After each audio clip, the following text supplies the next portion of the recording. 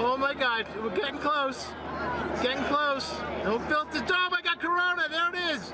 L'astronome Inou, Laurie Brousseau-Neptune, n'avait jamais assisté à une éclipse solaire totale, jusqu'à aujourd'hui. Avant l'éclipse, Brousseau-Neptune a parlé à APTN de cet incroyable phénomène.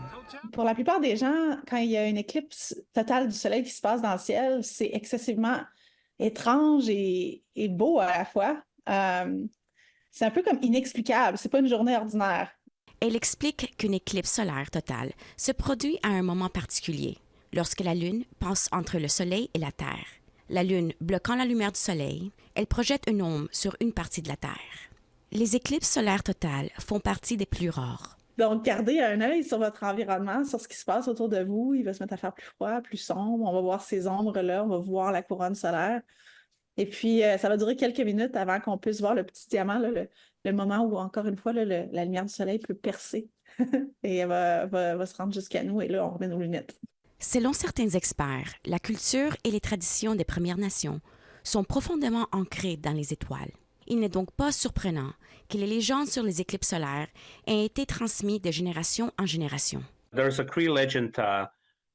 We have a character. His name was Chkabesh, and Chkabesh is a legend that is widely known in within First Nations, the Crees, west of us, the Innu, east of us, have similar stories or identical stories of Chkabesh. Jamie Moses est originaire de la communauté Cree d'East Main, à environ 1200 km au nord de Montréal. Il explique que c'est son grand-père qui lui a raconté pour la première fois l'histoire des Chikabish, un héros folklorique qui a un jour capturé le soleil et l'a fait tomber dans l'eau. Could have been the eclipse at that time when Chkabesh snared the sun.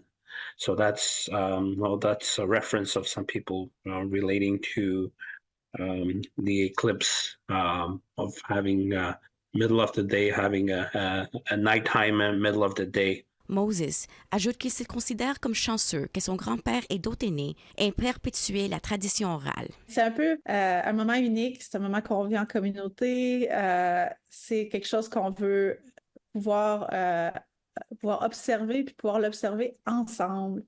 La prochaine éclipse solaire totale sur le Québec aura lieu dans l'année 2106.